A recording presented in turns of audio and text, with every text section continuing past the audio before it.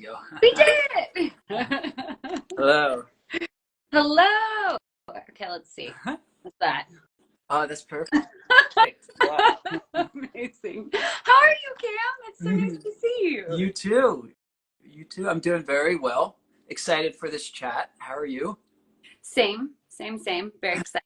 Yeah, hold on. I'm gonna move myself down a little bit. I feel like, okay.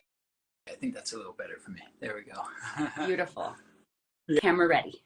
Yes, still trying to figure out this whole camera thing and the using technology, and it's a whole new world for me. I feel you. And it's like it changes. As soon as you figure one thing out, there's a new thing to discover. Right? Yeah, it's just like it's a never-ending rabbit hole, just like spirituality and awakening. Absolutely. Yeah. Remind me where you're based again. I forgot. I was thinking about it and then I just couldn't remember. I live in Tepoztlan. It's a little city outside of Mexico City. So I'm in Mexico.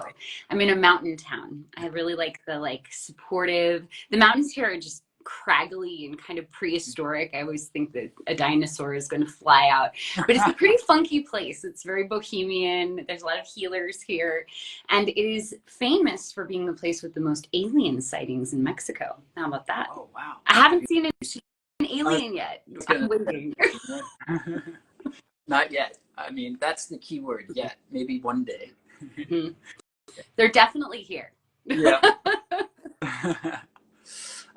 Yeah, that's cool. I remember seeing all your photos and lives and stuff you and just Insta. It's full of like that really cool bohemian Mexican city environment and vibe. It's cool.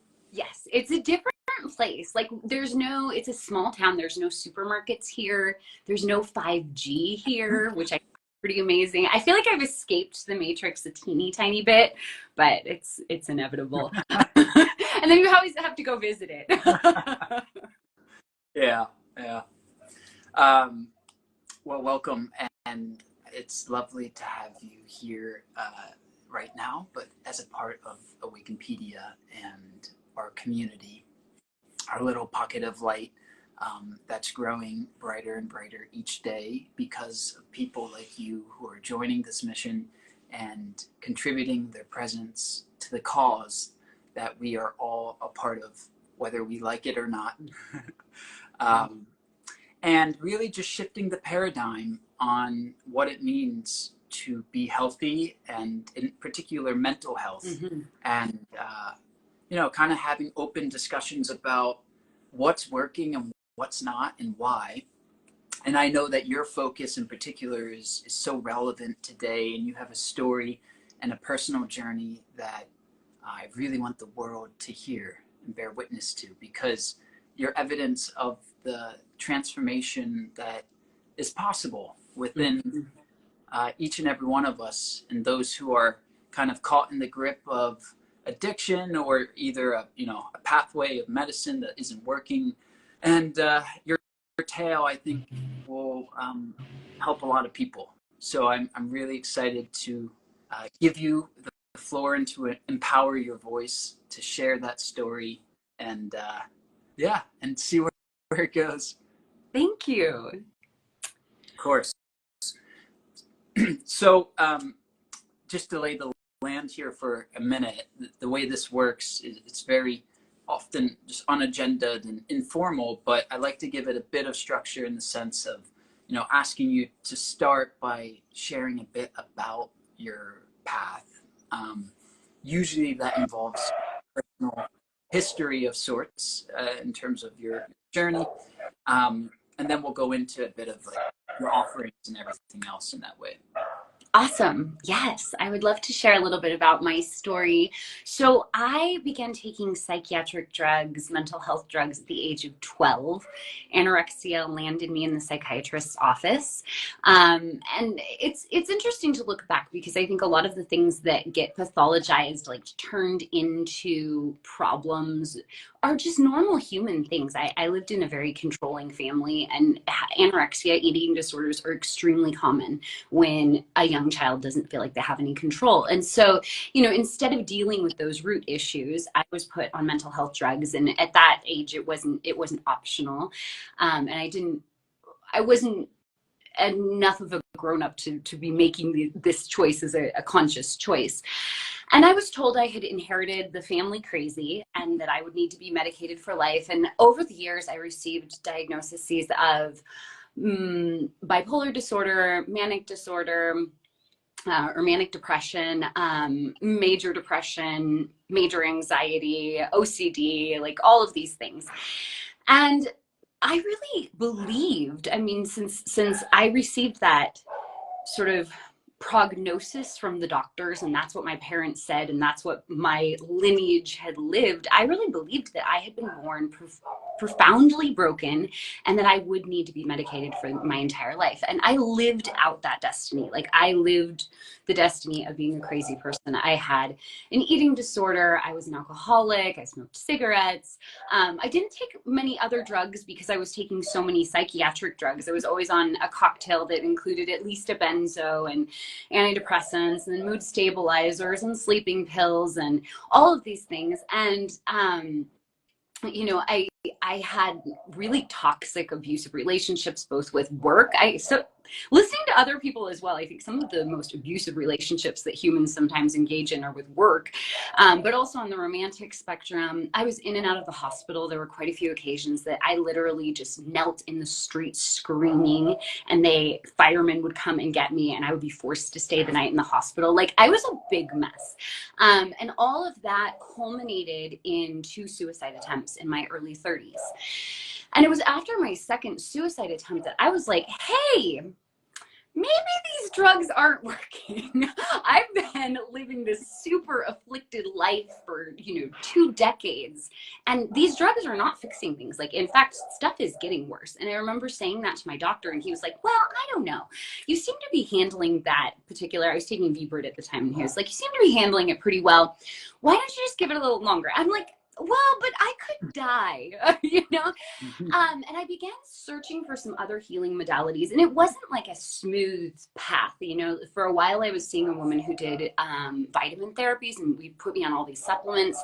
And after like 6 months, she was like, I think you have to go back on the drugs. Like, we're not winning here. And so there were some up and downs, but what really launched my healing journey, it's interesting because I felt like I was suffering on such a deep level that my pain began manifesting in physical ailments, which, if you talk to other people who have stories like mine, that's not so uncommon, that it would include some really awful kind of physical injuries. But I had to have a hip surgery. So I had a surgery on my left hip, and at the same time I had hurt my left shoulder in my last suicide attempt, and I basically lost the use of the left side of my body for like 9 months.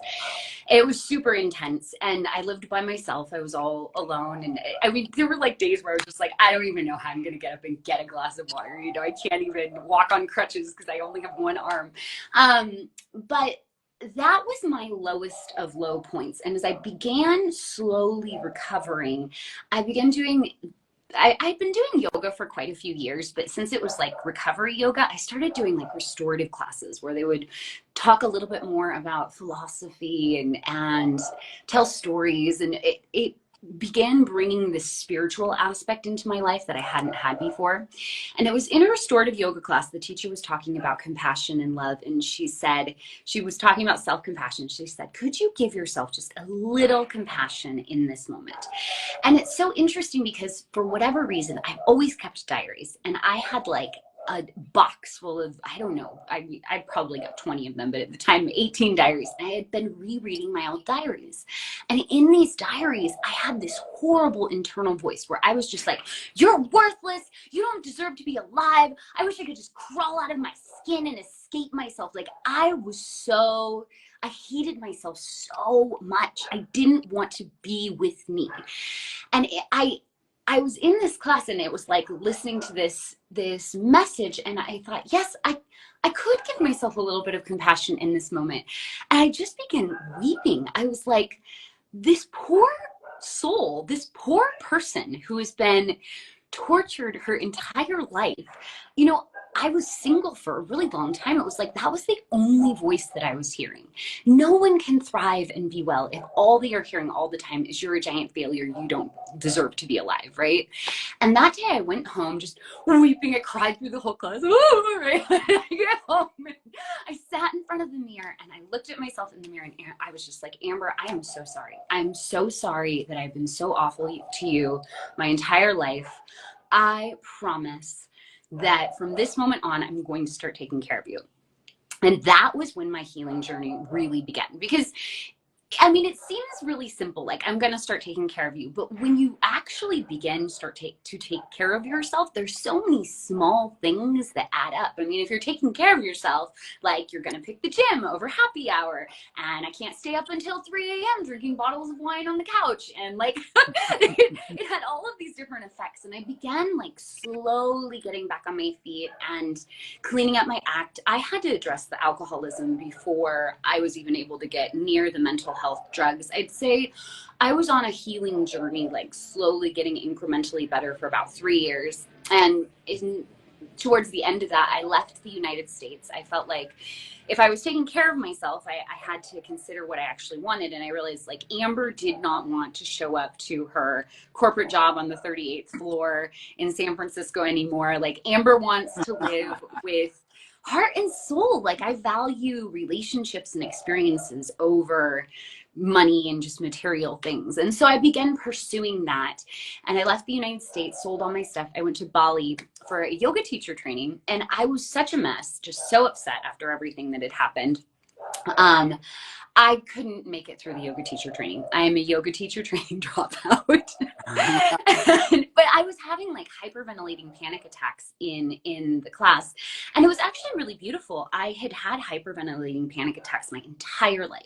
And in that course, there was one morning that I left and one of the teachers came and sat with me and she was guiding me through breathing through the panic attack. And I was I think I was 33 about that time. And I had been having panic attacks since I was 12 years old. And it was the first time that I managed to get through a panic attack without taking drugs. And it was like, you know, I just couldn't believe that that was even possible, that I could do that.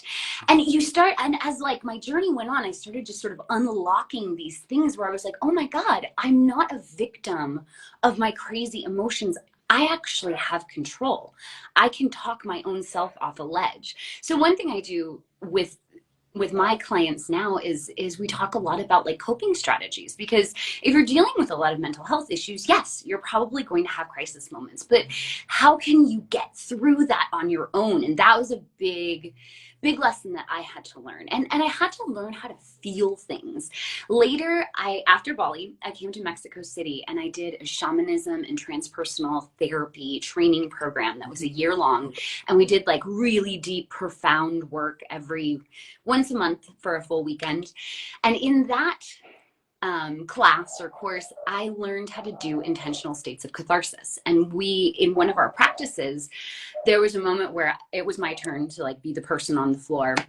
And I started going into this really upset state and like started hyperventilating. And I was like, you know what? This is a safe place. I'm going to go all in and like really go for it. And that day I had somebody that was there with me, like holding me while I screamed on the floor and hyperventilated and sweated and, you know, snot dripping all over. Right. But I like got it out of my system. That was the last time that I had a panic attack. And I mean, of course, I still get upset sometimes, but I'm able now to be like, okay, I'm going to just breathe through this. I'm going to take a time out. I'm going to move forward. And so I like sharing that particular story because it's a very concrete example of the way that somebody can go from a place where you're just, like I said, a victim of your emotions. I mean, I used to feel like, who knows what could happen? I could be out in the world and then all of a sudden something could trigger me and I'd be like, you know, and the whole day is over. And now that doesn't happen. I mean, I'm much more aware of like, how am I doing? I try not to do anything massively stressful if I don't feel like I'm capable. Like, I do respect that I'm probably more sensitive and need more care than some people. But also, I've discovered that my sensitivity is a giant gift. And so it's like, that's a superpower. How do I protect it and create beautiful experiences with it without it like becoming, something that's tormenting me? And it was, let's see, I detoxed off all of my mental health drugs. I came to Mexico and began working with a shaman transpersonal therapist here. And she was the one who was like, Amber, you've done so much work. You don't need to be taking all these drugs. I was like, what? When she said that, it was like, hey, do you want to go to the moon tomorrow? I couldn't believe that anyone would suggest that. And I don't think anyone in the United States would have. But she pushed me on it for a couple of months. And I finally was like, you know what? I've been taking these drugs my entire life. Like, who am I under all of these substances? Right. And so I took the leap, but I mean, my shaman therapist had no idea how to guide me through something like that. Like, she didn't know about drug withdrawal. And I didn't really know. I had doctors over the years who had repeatedly been like, oh, taper down for a couple weeks and then we'll switch your meds. Like, I actually think that a lot of medical doctors or psychiatrists like still don't really know how slow a taper should be, and which is why people have such difficult withdrawals. But my withdrawal, it was so difficult. I tapered off Wellbutrin, which is the antidepressant, Lamictal, which is a mood stabilizer, and clonazepam, which is a benzo, and I'd been taking Klonopin for 18 years daily, which is like, it's one of the most addictive. The benzos are the most difficult, right? And I felt so terrible. Like, there's an initial period of acute withdrawal where like I'm not going to go into the scientific reasons why all this stuff happens, although I was tempted to do that for a second, because I'll make this really long. But there's the first couple weeks were really, really intense. I was just critically dizzy, but then I went into like the prolonged, protracted withdrawal where I just felt terrible for months. I stopped having my cycle. I was critically depressed. I felt so terrible. I could just barely move. It was like my bones ached. But little by little, I started getting better. And around like the 6-month mark, it was so interesting. My work all dried up at about that time. And I was just like in a foreign country, couldn't leave my bed in this just terrible withdrawal situation. But I rented co-working and I started like showing up.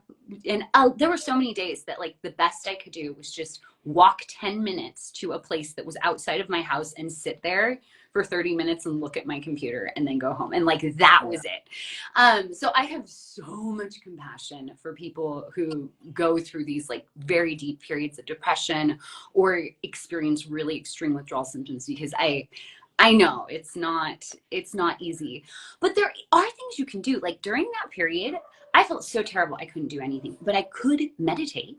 And I did like a 40-day meditation with my mom, which was so sweet. And we would sit and, we kind of kept each other accountable. And I just was able to like sit and I would be like, okay, well, this is the best. And some days I literally laid on the floor for my meditation practice, but it made me feel like I accomplished something. And it was like, okay, I might be in this really terrible state, but I'm still showing up to my healing, to my journey. I'm still doing what I can. I got a lot better that year, and that was by the end of 2019. We hit 2020, and I was in the training that I mentioned. I began leading kirtan events. I chant mantras, which was a beautiful thing that happened in Bali. I dropped out of the yoga teacher training, but I began chanting mantras, and I bought a harmonium, and that's been one of the most healing things for me, because part of what the problem is, I'm sure that you're hearing, like, I was a very stressed out person. I grew up in a family where my nervous system was always on super high alert. And so mantras is an active form of meditation. And I learned how to be calming my nervous system, and you're training your brain. Like, every time you show up to a practice like that, your brain learns easier and easier, like, how do I get to this beautiful state, as opposed to this chaotic like learning to be in permanent calm instead of permanent chaos. And I've been leading events for a while, and I met someone who began doing kirtans with me. It was a romantic relationship, and I got pregnant in early 2021. And I lost the baby after 3 months. And it was just so devastating. Like I had wanted, I would say one of my kind of core wounds and the things that has been a source of mental suffering has been relationship pain and, you know, not feeling loved and things, feeling very alone, right? And so I had always wanted to have children, and I lost this baby. And it was the test, right? Because it's one thing for me to detox off all my mental health drugs and everything's going great and I'm just this luminous yogini and like la la la la, right? Like that's so pretty. But when I lost everything and my life just kind of crumbled to the ground, and because it was such a big event, right? Like I met this person, we were going to move in together and we were going to have a baby. And like we had this whole thing that was happening, and I lost the baby. And then he walked out on me 3 days later. And it was just like everything went, you know? But I practiced all the things that I preach now. I sat with my pain. I cried all the tears. I had very dear friends at that point who did healing ceremonies for me and womb clearings and laid hands on me and practiced Reiki on me and just all of these healing modalities. I was able to put them in practice and sit in, you know, in my practice, I would sit and weep every day because that's what I needed to do for a while. And when I came to the other side of that, I was like, okay, I have proved to myself that I'm a truly transformed person. And I'm at a place where I now feel capable and ready to be able to be supporting other people in their journeys that are similar. And so I launched Mental Health Rebels, and my purpose is to promote and evangelize mental freedom, living healthy and free without these drugs. Because, you know, the mental health drugs, they turn off our pieces of our brain. Like literally we lose brain functioning and turn off our nervous system, which is why they have such crazy side effects, because you're like turning off your central command, the control center of your body. And when I got off all of those, like it was so freeing. I had been being controlled from the inside without access to my full range of emotions and feelings. Like I couldn't be fully myself. And so getting access to all of that and getting to be me, like I value presence so much now. Like just being clear. I just want to be here. Life feels so potent and powerful and magical and just vivid for me because I didn't have that. And I definitely want to talk about that and just let other people know it's possible. Even people who maybe like myself have been diagnosed with really serious things. I think that most mental health illness or disease is actually a society that does not support spiritual and magical people. Trying to fit in there is very difficult. Just poor programming, parents that didn't teach you how to regulate your emotions, and poor programming and a lack of tools, like learning these things, like how do I take care of myself in a way that I'm able to really, truly thrive. So that's my story. Wow. I mean, it's such an honor to bear witness to your story and your transformation, and particularly from someone who can relate so deeply to what you say. As you know, for me, addiction was my pathway to awakening, and so in many ways, I parallel your metamorphosis, and so I share your passion and zest for presence and for being here now and for being aware of it and for you, right? And for being able to bring the real you into every moment, and with full clarity, full vividness. And, I think it really does, for those who are either currently stuck in some type of habit loop, addiction, on medications that they don't want to be, that they deep down know aren't serving them. Um, this rings with such deep truth, Amber, and it's so powerful because, like, hearing you, seeing you right now, with this glow and such a vibrance, it really is incredible.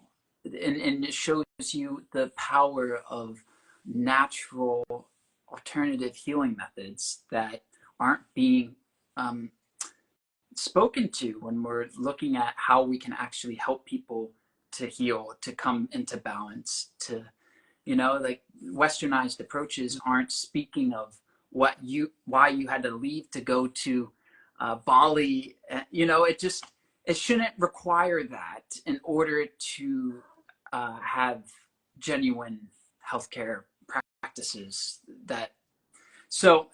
I just think your story is a true inspiration, and it's one that is so relatable more now than ever before because of what plagues our globe, with addiction, overdose, suicide, mental illness as an umbrella category. It, highest rates of those diagnoses, incidents, afflictions, more now than ever.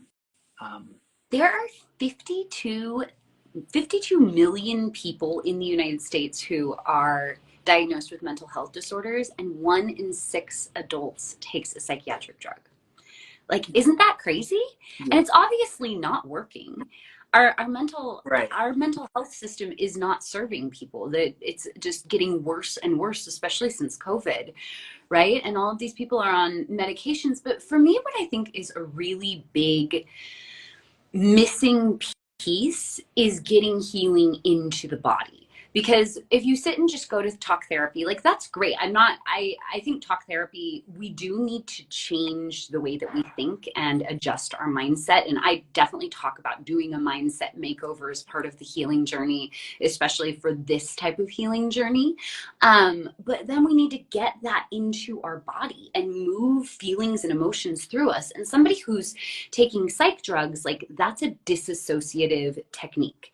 And we have to go from being in a place of being disassociated from our feelings to be able to feel everything with grace and manage that and actually embrace it. And instead of running from pain and fear and these emotions that are so difficult, like, I know it's hard to be a human sometimes. Like, it's really rough. But I think one of the things that causes the deepest suffering is not feeling our feelings, because then they get stuck and they're just all clogged up in there. And if you've been taking drugs for forever, like, I think, honestly, Cam, I cried every time we did hip openers in yoga classes for like 4 years. It was just never ending. Like, I just had to get it out, and so I think that there's, like, we have to decide, okay, I'm ready to start feeling and processing all of these emotions. And some of that isn't logical. So we need to be able to use breath work. I mean, our breath is our vital force. We need to be able to use our bodies and move and dance and make art. Like, making art out of your pain, I think, is one of the most beautiful things and tools that we humans have. So yes, I agree that the mental health system is not quite cutting it, but there is hope. There's a lot that we can do. Of course. And that is what Awakenpedia is here to facilitate, and the intention behind this platform and movement. Mm-hmm. And you're such a fantastic representation of what we stand for, what this mission is, what we're doing, which of course is really an undoing. It's a letting go of all the things that the world has told us we need to be ourselves. And it's a relaxation of our survival state, chaotic nervous system, and it's a coming home. It's a coming back into love, into wholeness, and to true stability, which is completely natural, which is why this letting go of alterants, which is, inclusive of substance and any type of drugs, it's why it's actually so commonsensical, right? It's like, we are whole as is. We don't need all of these various things in order to make us be who we are. We need to actually just be, and the way the world, it seems today, it's been so conditioned from generations of just misinterpretation. So we've been fed with pills and pumped with all these things. It's going to take time to unwire that, right? To go through our respective withdrawal processes, which can take, you know, a long time. Like my withdrawal period for my own drugs, and I'm in particular referencing the psychological withdrawals, Okay. right? Once you get past that physical withdrawal, the unwiring of and the rewiring of living life as you are without any alterant or substance, that takes a lot more time, I found. But I think the world is coming into a place of readiness for this type of energy healing, this type of natural solution, which is why I think we found each other. Why, you know, I'm so excited to help you, just expand your presence and reach as far and wide as possible, because what you're doing is truly saving lives. It's the real way to facilitate sustainable healing. And so I'm just so in tune with your approach, your philosophy, and I'm looking forward to everything.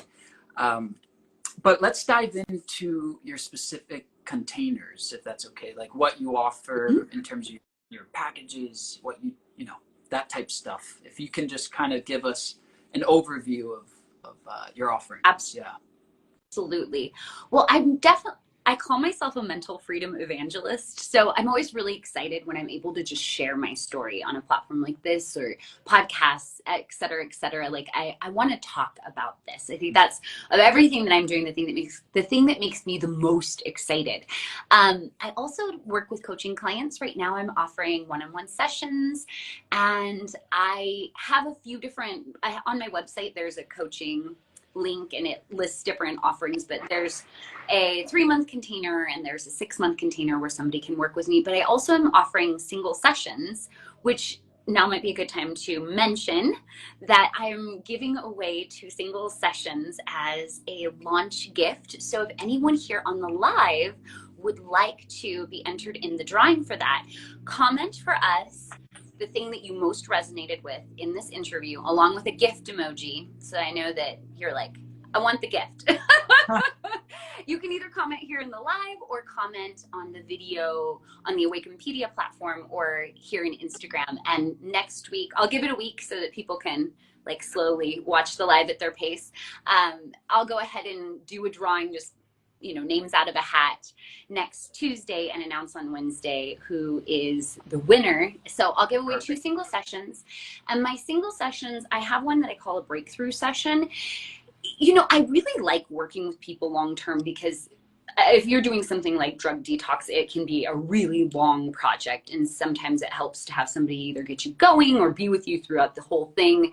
There's prep work, then there's like dealing with the actual project of getting off the drugs and withdrawal and whatnot. And then afterwards, there's a big integration component where it's a little disorienting to go from a paradigm where it's like, well, I need these drugs to be okay, and then discover that you don't need those drugs to be okay, and then like, well, who am I? So I also think that people need some time afterwards, and sometimes can really benefit from support with somebody who understands that. So I love being able to support people along that journey, but I'm also really excited to work with people who just don't want to take psych drugs. And they're like, okay, let's talk about ways that I can avoid this. A lot of times people will come to me and they've received a diagnosis for like, depression along with a prescription for an antidepressant, and they don't want to go down that route. So this is a different option. And I think definitely worth exploring if your heart and soul is like, no, I don't want to do it. This doesn't seem right. Yeah. But Yeah. I do the single sessions because I think it's nice sometimes, especially if you're in that withdrawal, anywhere on that spectrum, there can be these places where you're just like, what is going on? Is this normal? Is this okay? And talking to somebody, even if it's just one consultation, one session, helps people a lot. I give free 15-minute consultations as well. And people often tell me that just in our consultation, they're like, this was so helpful. So I encourage anyone who really wants to talk to me, even if you're on the fence about working with me, to just reach out, have a free consultation. You might receive some gifts, whether or not we end up being long-term partners. And then I just started offering a astrology informed session. I am super, super nerdy fascinated with astrology and have been doing quite a bit of self-study. And it's really cool to see how the stars align to create this map that helps us understand what we were put on this planet to do. And I'm going to give you a really kind of a cool, fun example of my own chart. My North Node, which tends to be our purpose in this life, is at 29 degrees Gemini, which is literally the degree in the zodiac chart that corresponds with the Tarot 10 of Swords card, which is mental torture. And so I see that and I'm like, wow, like I came to this life, I agreed, I signed up to figure out how to deal with mental torture and to transmute that into a message of hope and healing for other people. And it's right there written in my stars. So I love helping people find out gems like that, because I think it can create a sense of security almost, and like, okay, this has been tough. Most people who I work with have lived difficult things. Like, this is difficult, what I've lived through, but I see the purpose. I see the why. Because sometimes people detox off drugs and it's like, what did I do with 15 years? I was just asleep, or 3 years, or however long they were taking these substances. But there's so much purpose. There's so much that we can glean from these experiences. And like, the truth of the matter is, we didn't come to this planet to just like have it be sunshine and roses. We as humans grow through the things that are most difficult. And so in order to be doing a good job at humaning, we must overcome obstacles. Like, that's the way it works. That's how being a human works. So I think in my single sessions, I'm often able to impart a great deal of sense to the situation and hope for the future. Awesome. Wow. It seems like you have a wonderful array of offerings and opportunities for people to, based on where they are and what they need, and whether they're currently on psych drugs or they've been guided to take them. And, people have that inkling of not wanting to, which I think is also such an important offering, by the way, because it's like, let's stop the buck before it gets going, right? Before that train starts, because we know how hard it is to stop that once it gets going, right? That inertia. So it's very wise to pause and reflect and ask that heart-guided center of, is this right for me? Is this the way, the path to walk? And I sense that more often than not, if you do look inwards like that, you'll find that it's just not the true way. Studies show, like some of the statistics that I've discovered, 15% of people actually receive benefits from psychiatric drugs, and 55% of people experience withdrawal from them. So it's like, well, I mean, I do think that if you're in such a deep state of chaos, it could be helpful to achieve that numb state, to like get through a piece of time and be able to do the work. So I don't want to villainize our modern medical system, because there are so many amazing things, and like there are situations where drugs can save lives. Like I don't discount that, but I don't think that it's right to put a child that's 12 years old on medication and be like, you're going to be medicated for life. That's your destiny. There's definitely like scenarios where I'm like, okay, well, I could see a case for that. I'm a pretty open person, but then there's a lot of uses of these drugs that I just think for long-term permanent use, like that doesn't actually serve us, because it's a Band-Aid, it's like you've got this giant gaping cut and your system begins manifesting these problems, and it's like screaming for help, pay attention to me, do something. And then what are we going to do? We're just going to take pills, and it's like putting a Band-Aid on that wound, and then it doesn't work, and so we got to take more pills because your body gets used to it, and it's just Band-Aids on top of Band-Aids, and underneath, like, you've got this giant festering wound that either you end up living with for your entire life, numb, not dealing with, or eventually it gets bad enough it breaks through even all the drugs and you have a total collapse, like in my story where, you know, I was having suicide attempts and really, really, truly melted down. So Yeah. I definitely encourage people, like, let's try and work on the curing the actual wound instead of Band-Aids, Yeah. if at all possible. Yeah. I often use that analogy too. And it's interesting to hear it kind of reflected back to me. But I often actually, I describe it as like, you know, almost like we're trying to put Band-Aids on the issue that is an infection. And so we're putting Band-Aids on something that where it's like you can't even really see the cut, right? You can't see the wound per se, but there's something wrong. And so we're trying to put Band-Aids on something that requires antibiotics, and the antibiotic is presence. You know? Oh, I love that, Cam. That's Yeah. cool. Thank you. Yeah. I mean, I see it that way where it's like we have the ego infection, and the ego is largely the issue. I see this, and it's, you know, and that's why we numb ourselves, because we feel an emptiness and we feel disconnected, separate from this entire universe in life. Yeah. And, yeah, so that we get caught up in these drug traps. And, you know, if we just can bring more presence, more loving awareness into our life to drive that reconnectedness with what is, we can cure ourselves and not have to put Band-Aids that isn't really doing anything. And so it's all to say I'm with you 100% on that. With it, we are very aligned. Absolutely. And it brought me, you're talking about community and the importance of, you know, just having support in this process. It made me think of the community circle that you'll be facilitating for the community for Awakenpedia. Do you want to talk a bit about that, just for a couple minutes, of what you intend that to be, its purpose, and how it kind of will play out? Yes. So I think there are three, like, healing components to the formula, I say, for mental freedom, which are mindset makeover. We've got to change the way we think, energy work. We've got to move things through our bodies.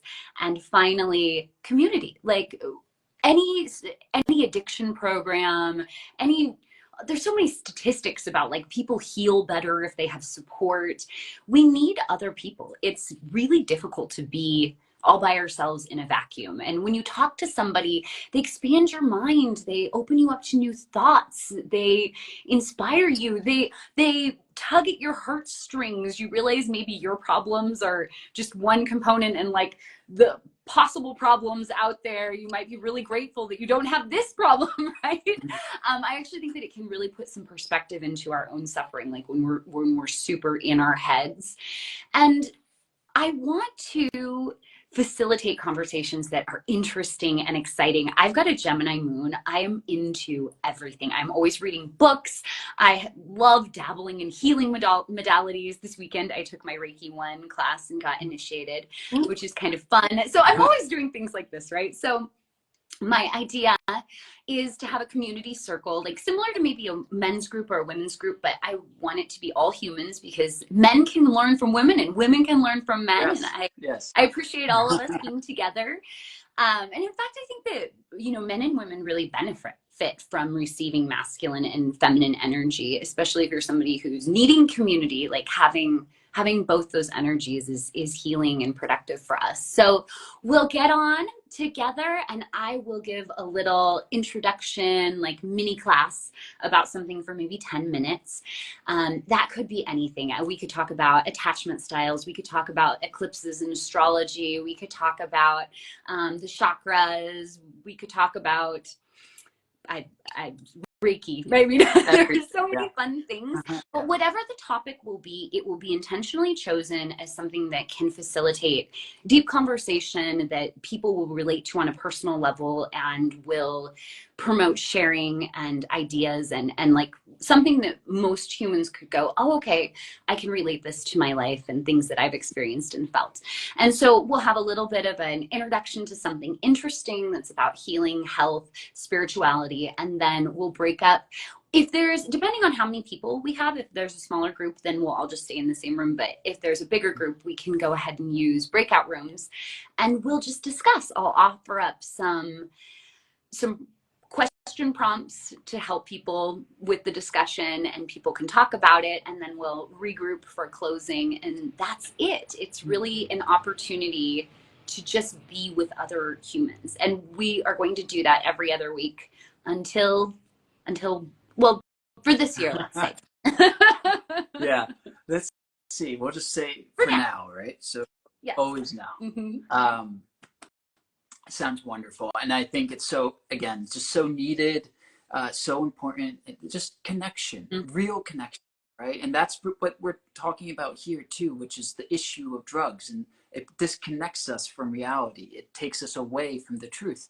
And so coming into an environment to be able to really connect with other human beings, like it's just so invaluable to have that type of offering. Yeah. And it's why like AA and like any type of group, it's surrounded around community because of the power of community. When the intention is aligned and when it's real, it can move mountains. Yes. You know? And we have this beautiful conscious community here. I envision people connecting with other like-minded souls. And, you know, sometimes it's not that easy to find people you are aligned with when you're going through a spiritual awakening and like your friend group is changing and suddenly you're thinking differently. Like, where do you find the other weirdos who think like this too? Like, they're here. They're here with us. We are them. So we've got this great chat group going already. I can definitely see an opportunity for people to make real friendships and grow and expand beyond just the conversations that we have in these community circles. I'm hoping that people make lasting friendships that really do support their lives. Yeah, exactly. Me too. Well, let's wrap this up, and I like to do it by asking you to share some piece of guidance or wisdom, and it can be anything. But the only ask is that you let it come from your heart, and um, you know, whatever you feel is bubbling up to share and impart with the community and the world about the healing journey, the awakening journey, anything that maybe could have helped you perhaps earlier in your path if you had someone to impart that on you. But yeah, anything that you feel called to share at this moment.